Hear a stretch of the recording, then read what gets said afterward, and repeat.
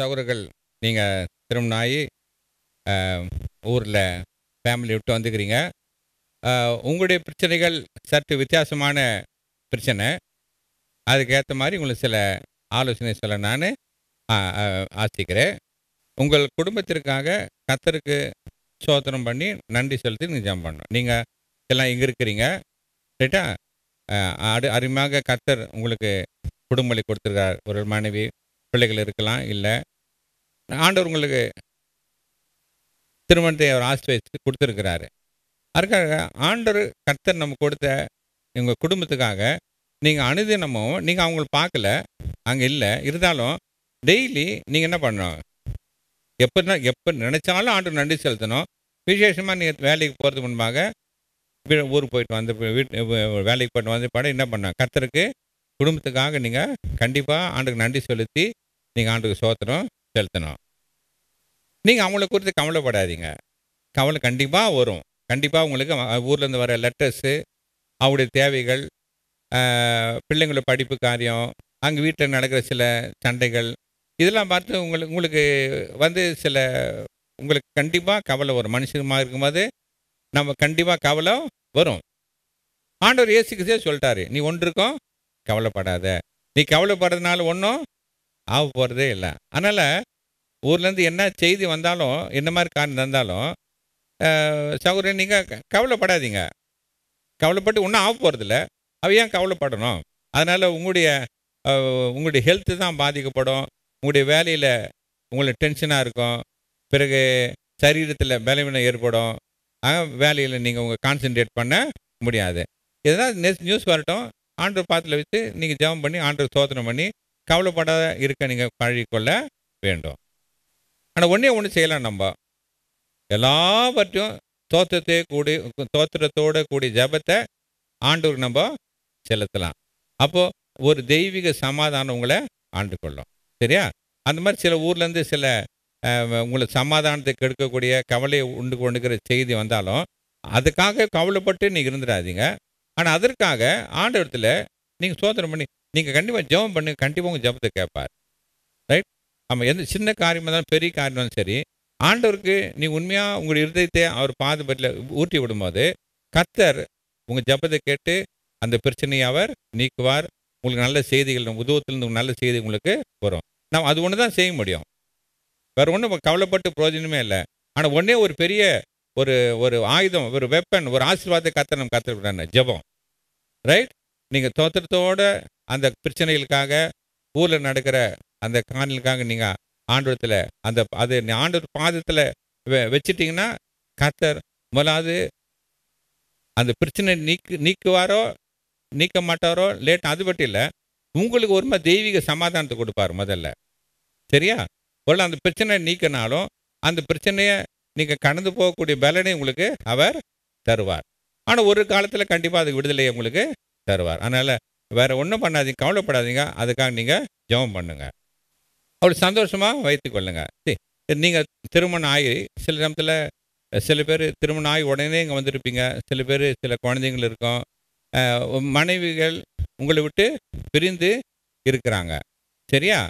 அப்போது சில சமயத்தில் சாத்தான் உங்களுக்குள்ள சண்டை மூட்டை வரும்படியாக, பிறகு உங்கள் சமாதானத்துக்கு எடுக்கும்படியாக ஊர்லேருந்து சண்டை பிரச்சனைலாம் வரும். சரியா? உங்களுடைய மனைவியை சில பேர் கொடுமை பண்ணுவானுங்க. ரைட்? அவங்க ஒருவேளை மாமியார் வீட்டிலேருந்தோ அவங்க நாத்தனாரோ யாராவது அவங்கள தொந்தரவு பண்ணுவாங்க. ரைட்? அப்போது அந்த நேரத்தில் நீங்கள் புருஷர்கள் நல்ல ஒரு டிசிஷன் எடுக்கணும். ரைட்? நான் கல்யாணம் கட்டி இங்கே இருக்கிறேன் இந்த ஊரில், மனைவி அங்கே தனியாக இருக்கிறா. என்னை பிரிஞ்சிருக்கிற கவலையே அவளுக்கு பெருசு. ரைட்? நான் இல்லாத நேரத்தில் நான் செய்ய வேண்டிய வேலையெல்லாம் அவள் செய்கிறா. பிள்ளைகளை பார்த்துக்கிறா, அங்கே போகிறா, இங்கே வரா, காரியங்கள்லாம் செய்கிறா. அது கூடவே மனைவிகளை மற்றவர்கள் குடும்பப்படுத்து நீ விட்டு விடாதீங்க. சரியா? அப்போது என்ன பண்ணணும்? நீங்கள் ஞானமாக ஜெபம் பண்ணிவிட்டு அவங்க எந்த சூழ்நிலையில் எந்த இடத்துல அவங்க சமாதானமாக இருப்பாங்களோ அந்த இடத்துல அவங்க வைங்க.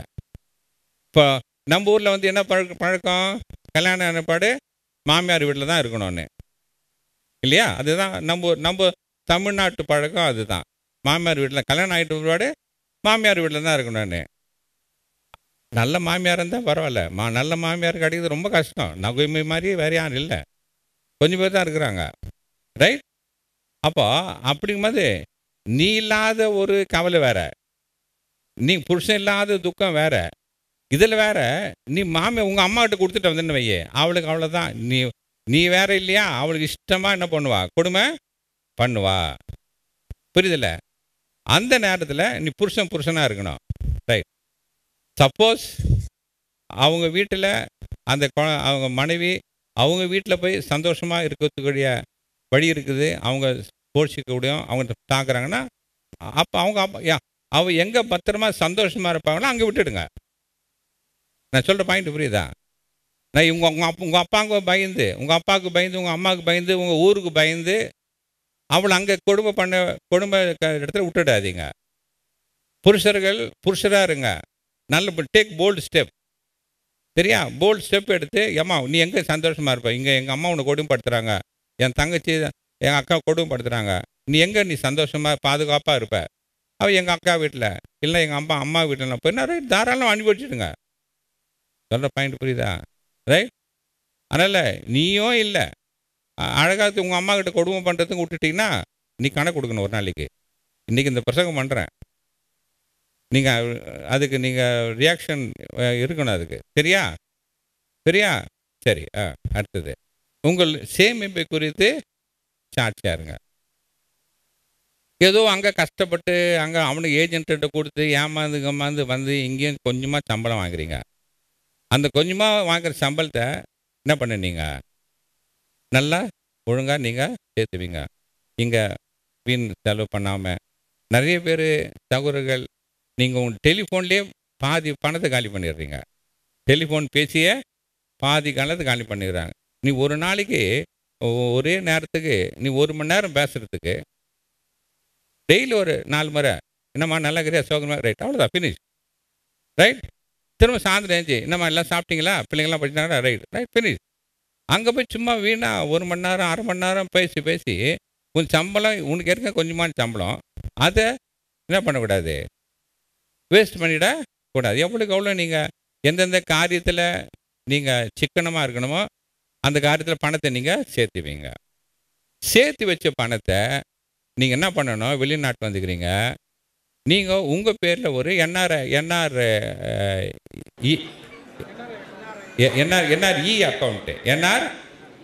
அக்கௌண்ட்டு ஓப்பன் பண்ணணும். சரியா? என்ஆர்இ அக்கௌண்ட் ஓப்பன் பண்ணி அதுக்கு நீங்கள் பணத்தை நீங்கள் அனுப்பணும். சரியா? அன்றைக்கி இப்போ என்ன பண்ணுறீங்க, இங்கே சம்பளித்து உங்கள் அப்பாவுக்கு அனுப்புகிறீங்க.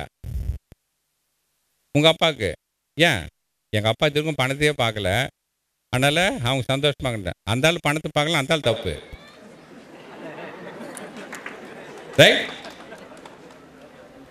அந்த ஆள் பணம் சேர்த்து வைக்கலாம், அவர் தப்பு. அது வேதம் என்ன சொல்லுது, பிள்ளைகளுக்கு பெற்றோர் சேர்த்து வைக்கணும். பிள்ளைகள் பெற்றோருக்கு அல்ல, பெற்றோர்களே பிள்ளைகளுக்கு சொத்து சேர்த்து வைக்கணும். அப்படின்னும் போது ஓகே, உன்னுடைய என்ன நல்ல எண்ணம் இருந்தாலும் வேதத்தின் பிரகாரம் தப்பு அது. ரைட். நீங்கள் கஷ்டப்பட்டு சம்பாதிச்சு உங்கள் ஒய்ஃபை விட்டுட்டு நீங்கள் இருக்கும்போது உன்னுடைய சேமிப்பை உன் பேரில் போடு. ரைட். நீ ஒரு லேண்டு வாங்குற, உன் பேரில் ரிஜிஸ்டர் பண்ணு.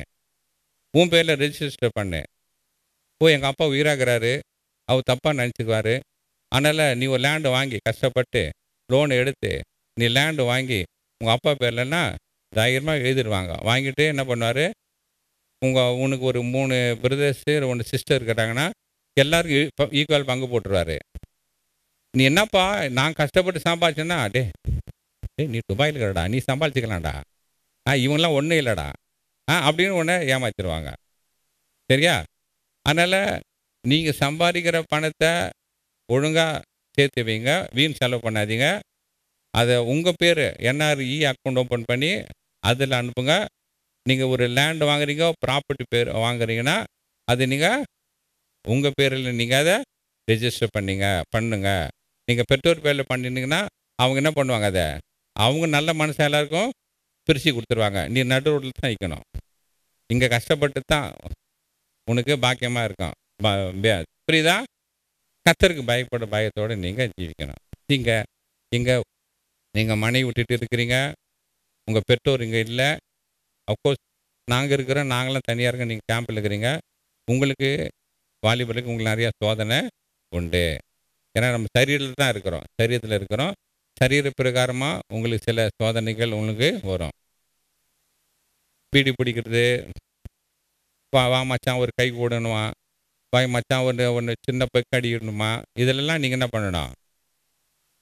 தவிர்க்கணும். ரைட்? அதை விட இந்த மாம்சீகமாக இந்த உங்களுடைய அந்த விபசாரத்துக்கு உங்களுக்கு நிறையா சான்ஸ் உண்டு. ஏன்னா சரீரத்தில் இருக்கிறோம், அந்த இச்சைகளை அடக்கணும், அடக்கி வைக்கணும். அதை நிறைவேற்றன்னு சொல்லிட்டு நீங்கள் தவறான வழியில் போய் விட கூடாது. சரியா? நான் சொல்கிற பாயிண்ட் புரியுதா? நம்மளாம் கர்த்தருடைய பிள்ளைங்க, நம்ம எங்கே இருந்தாலும் கர்த்தருக்கு பயந்துட்டு நம்ம ஜீவிக்கும் போது கர்த்தர் உங்களையும் ஆசீர்வதிப்பார், உங்கள் குடும்பத்தையும் அவர் ஆசீர்வதிப்பார். குடும்பத்தில் யாவரோடும் அன்பாருங்க. உங்கள் குடும்பம்னா நீங்கள் உங்கள் மனைவியோட அன்பாக இருக்கணும் நம்ம பார்த்தோம். அது மட்டும் இல்லை, நீங்கள் உங்கள் பெற்றோரோட அன்பாக இருக்கணும். அது ரொம்ப ஈஸி. ஆனால் அதே நேரத்தில் மனைவியுடைய குடும்பத்தோட்டத்தில் நீங்கள் என்ன பண்ணணும்? அன்பாக இருக்கணும். நீங்கள் திருமணம் ஆன பிற்பாடு நம்ம எல்லாரும் ஒரே சரீரம். அவங்க அப்பா உங்கள் அப்பா, உங்கள் அம்மா அவங்க அம்மா தான். எல்லாம் அந்த பிரிவினை பார்க்கக்கூடாது. உங்கள் அம்மா உங்கள் அப்பா உங்கள் அண்ணன் அப்படி வரக்கூடாது. ரைட்? நீங்கள் பண்ணும்போது எல்லாரும் நாங்கள் எல்லாரும் இந்த இந்த அட்வைஸ் எல்லாருக்கும் தான். கல்யாணம் ஆன பிற்பாடு அப்புறமாவும் உங்கள் அப்பா பார்த்தியா, உங்கள் அப்பா வந்துக்கிறாரு, உங்கள் அம்மா வந்துக்கிறாருன்னு சொல்லக்கூடாது. ரைட்? அந்த அந்த அந்த அந்த உறவில் ஒரு நல்ல ஒரு பூர்ண ஒரு அன்பு ஐக்கியம் இருக்கணும். ரைட்? நம்ம திருமணம் ஆன பிற்பாடு கணவன் மனைவியும் ஒரே சரீரம் மட்டுமல்ல, 2 குடும்பங்களும் நம்மளுக்கு ஒன்று தான்.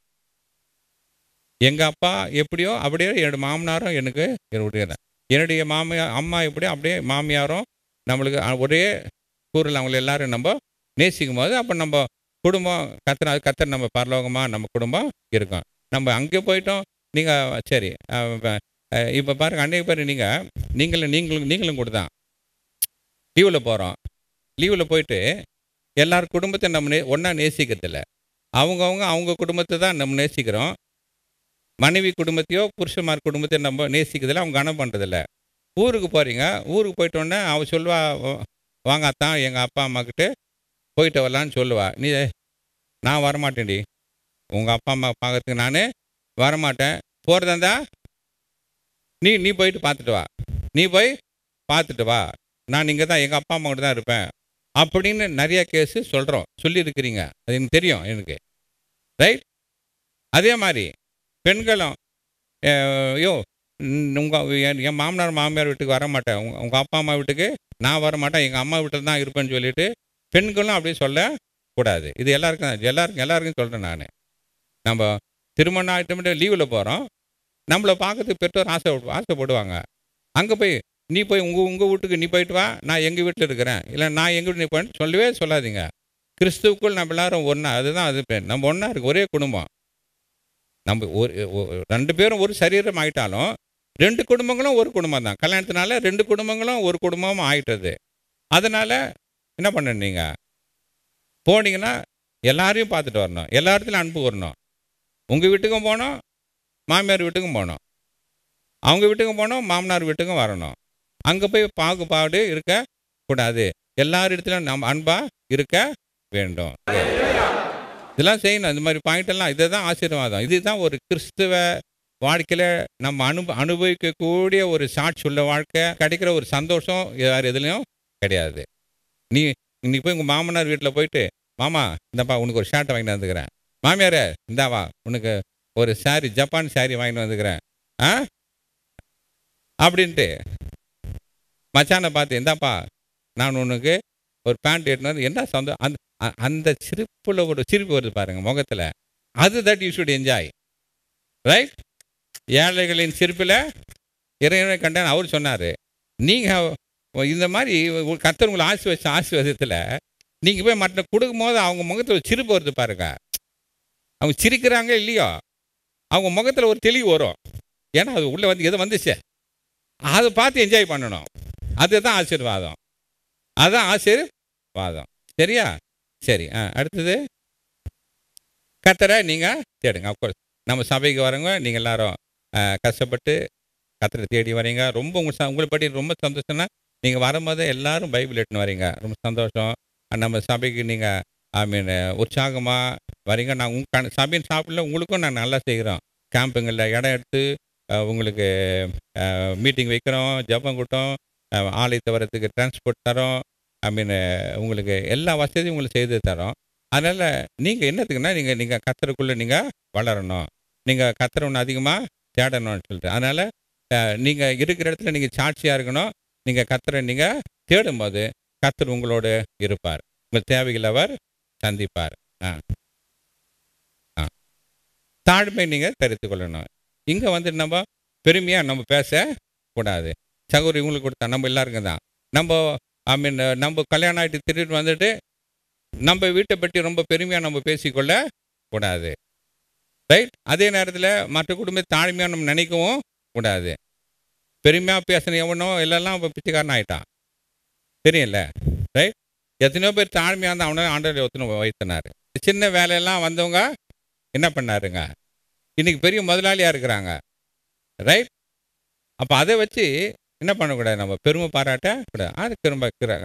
அதனால் கர்த்தர் நம்ம கொடுத்த ஆசீர்வாதத்தில், கர்த்தர் கொடுத்த எல்லாம் கிருபைகளில் வரங்களில் நம்ம பெருமை பாராட்டக்கூடாது. எந்த அளவுக்கு நம்ம தாழ்த்தி கொள்கிறோமோ அந்த அளவுக்கு கர்த்தர் நம்ம உயர்த்துவார். கர்த்தர் நம்மோடு கூட இருப்பார்.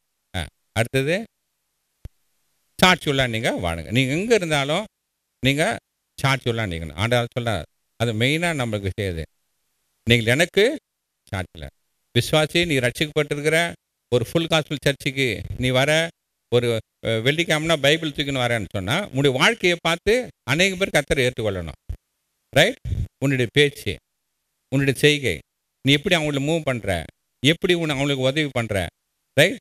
எந்த ஆளும் அவனுக்கு நீ ஆறுதல் கொடுக்குற, அவனுக்காக நீ எப்படி ஜெபிக்கிற, அவனுக்காக எப்படி கரிசனை உள்ளனா இருக்கிற, அவனுக்கு முன்பாக நீ எப்படி நல்ல கெட்ட வார்த்தை பேசாமல், ஐ மீன் யாருக்கு ஒத்தும் பேசாமல், நீ எப்படி எந்த அளவு உன் பேச்சில் நீ சாட்சி உள்ளனா இருக்கிற, உன் செயலில் சாட்சி உள்ள, அது ரொம்ப முக்கியமான காரியம். ஏன்னா இந்த ஊரில் நம்ம வந்து நம்ம சுவிசேஷத்தை சொல்ல முடியலனாலும் ஆண்டவர் நம்ம வாழ்க்கையில் பரிசுத்தம் பெற்று ஆண்டவருக்கு சாட்சியாக ஜீவிக்கும்போது நம்முடைய பேச்சில் ஒரு கிருபை உள்ள பேச்சாக இருக்கணும், ஒரு தாழ்மை உள்ள பேச்சா, ஒரு அன்புள்ள வார்த்தைகள். ரைட். நம்முடைய வார்த்தைகள்லாம் கிருபை உள்ளதாக இருக்கணும்.